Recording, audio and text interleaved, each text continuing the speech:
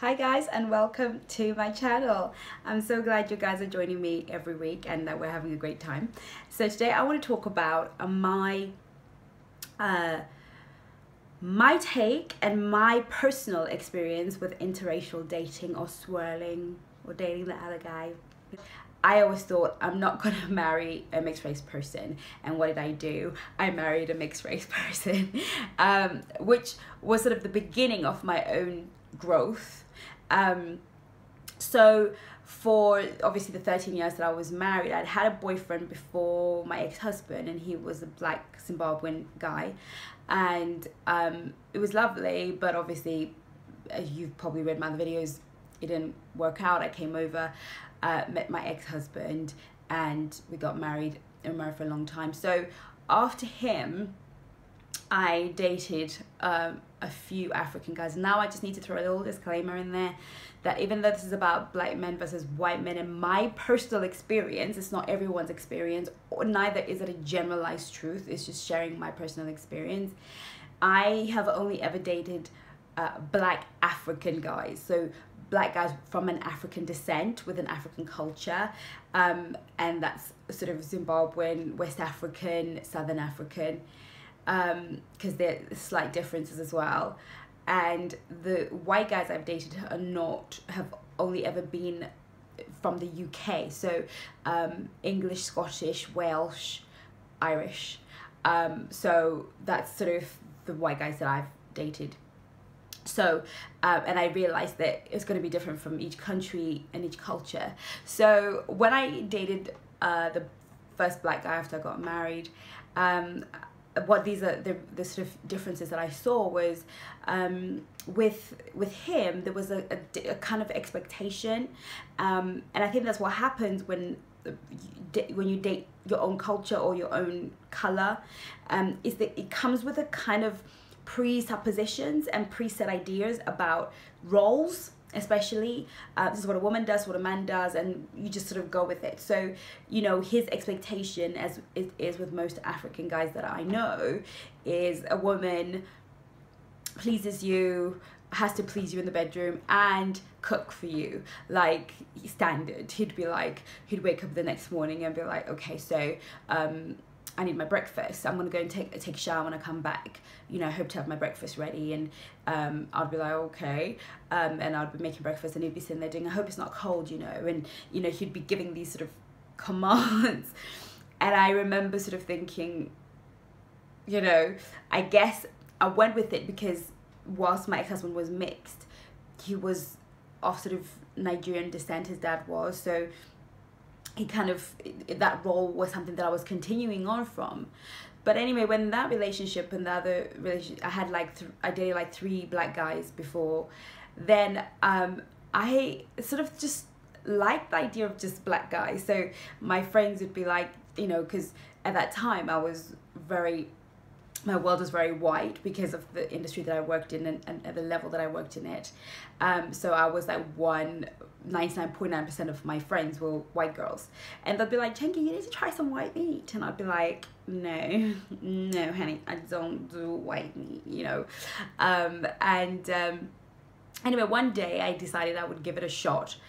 And I remember the stark difference was just huge to me. There was no expectation of me when I dated white guys. There was no expectations there. I found that where a black guy expects me to cook, a white guy would, you know, wake up in the morning, and we would both wake up in the morning, and he would hit the kitchen. Like, he would just, if we were at his house, wake up in the morning and he's gonna be in the kitchen making breakfast. Like, he would standardly expect that I'm a guest in his home and he wants me to have a lovely experience, and he'd cook, you know. Or if he was at my house, he wouldn't expect me to go downstairs and start cooking. I remember one time thinking, you know, the first time I was like, oh, I better go make your breakfast, and he was like, I'm a big boy, I don't need you to make my breakfast. Like, he was a bit like, what's that about, you know? He just didn't get why I felt this urgency. It's like, I'm a big boy, I can sort myself out, you know, or, you know. And it was like, let's go get breakfast. Like, you know, there was a kind of catering for you, a feeling that I wasn't being taken for granted, and a feeling that it's quite nice, not feeling like you have to be, you're expected to do something. So I quite like that. I really, really like that. And I think it was really the turning point for me, because I realized that, and even in the bedroom, I found that the black guy was more interested in getting his, whereas, you know, the other way around is they were more willing to cater to you, and kind of more generous and more caring. I don't know, a bit more woman focused rather than male focused.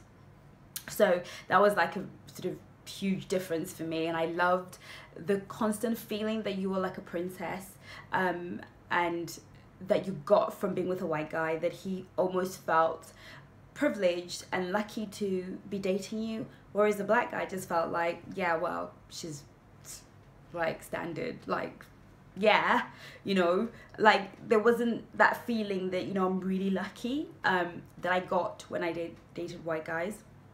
Another thing was a really funny thing is, when you date a white guy, you have to explain the weave. You know, that really was like, oh yeah. Like, I have to explain, it's not my hair, this is a wig or weave. And it's really funny because they can't get their head around that, because as far as they're concerned, if you're wearing a weave or a wig, it must mean you're bald or you don't have any hair of your own. So you have to go through the whole, no, I've got hair, it's just in tracks, and I've just attached the wig because it's easy. And you have to go through the whole thing, and then want to see, and it's like, I'm a black chick, don't touch my hair. Like, you know, I remember the first time, after I realized this was going to be a problem, I remember the second guy that I dated, I was like, so have you ever dated a black girl? And he was like, no. I was like, right, so we've got to get one thing straight. Don't touch my hair. Do not run your fingers through my hair. Do not try and do the hair thing.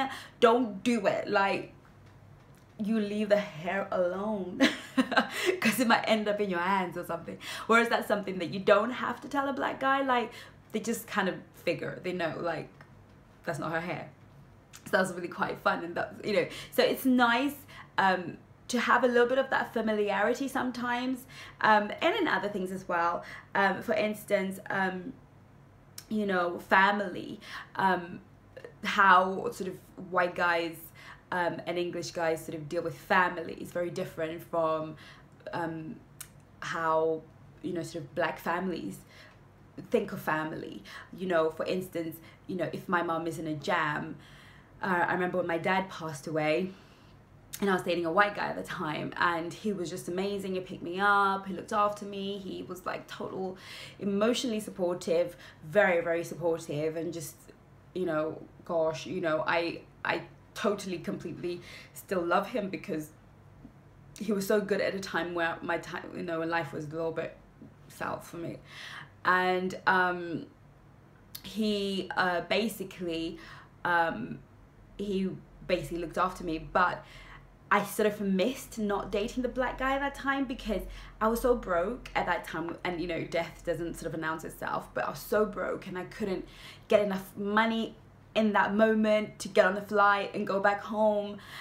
You know, and I was like, my friends were all over the place, we're all broke for some reason, we all were like skint, and you know, I couldn't get the money together. And I know that had he been like a black guy, it would have been like, okay, here's what I got, book your flight, here's some money, go home. And do you know what I mean? Like, black African guys understand that when there's family tragedy, or mom is in need, or your sister is in need, they know to sort of pay up. Like, they realize that they feel like and know that it's part of their responsibility, they're dating you, to kind of support the family, because when they're dating you, they're sort of dating your family, and vice versa. There's that very strong sense.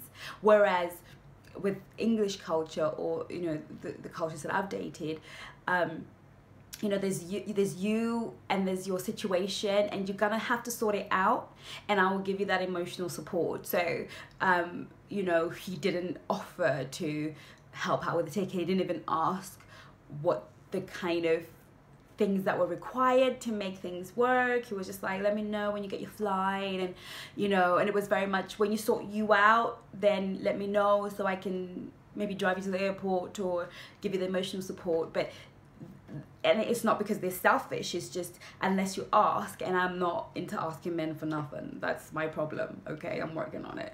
But I'm not gonna ask. I'm one of those people, well, if you see a need, meet the need, or don't. You know, I can't be saying, please can you help me? So it was a bit of a, you know, a time where I realized, do I really want to do this full time? Because I am African and I will have family that will need support, and I need a guy who's just gonna go with it, who understands that if I'm sending money home, or if I need him to support me financially, if I, you know, if there's a situation home, then that needs to be the case, and he can't sort of expect me. So that was kind of a sort of thing for me that wasn't so great. So it really is about cultural differences. And the other thing as well is being careful that, like, a lot of people who date interracially, sometimes it's just something they want to do before they die. Like, it's a bucket list thing. Before I die, I want to be with a black girl, you know, I want to date a black girl, or I want to shag a black girl. But it's not necessarily something that's going anywhere, because still there are some families that find it very hard. And I had a guy friend of mine who I was dating. It was a white guy, and we stopped dating and became really good friends. And he said to me, look, Chengi, the bottom line is, if I introduced you to my mom as my mate, she might be good with you as a mate. She would treat you nicely, she would serve you, she'd be so happy to meet you.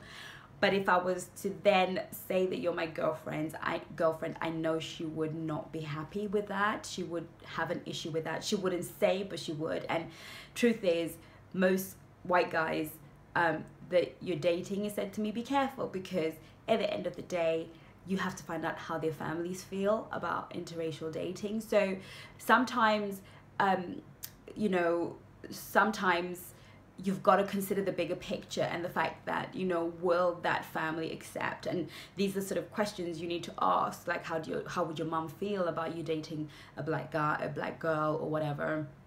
You know, it's really important that you get that information. Otherwise, somebody can literally waste your time, and you could be building something, but they have no intention of taking you home to mama. So there are those variations. But in conclusion, and to be honest, having dated white guys and black guys, the ones that I've sort of specified, I would really just say men are men. Some are white, some are black, some are kind, some mean, some are players.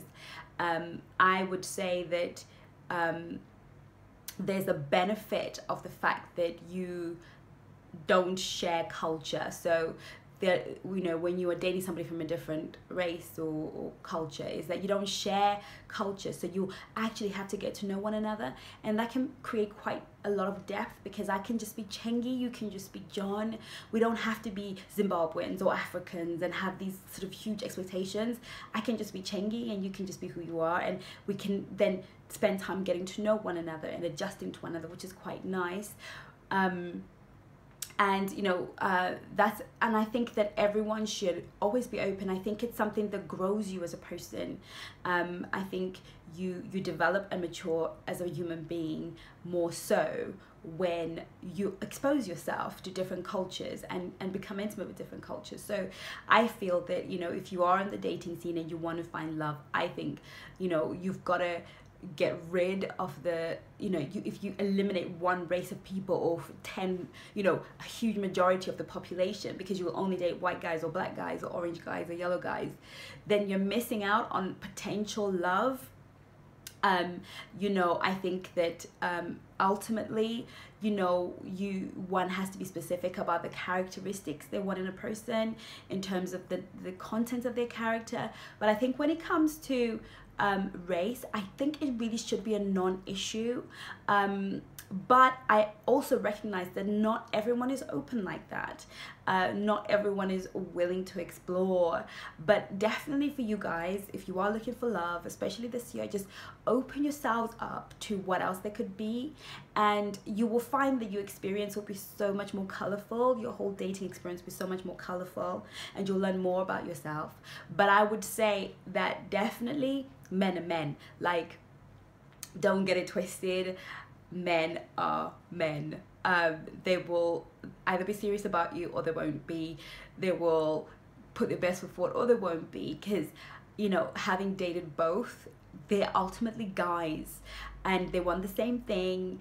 They, you know, ultimately, I wouldn't say that I am better off dating white guys or I'm better off dating black guys or Indian guys. I'll just say, you know, there were great experiences to have. They're great experiences to have.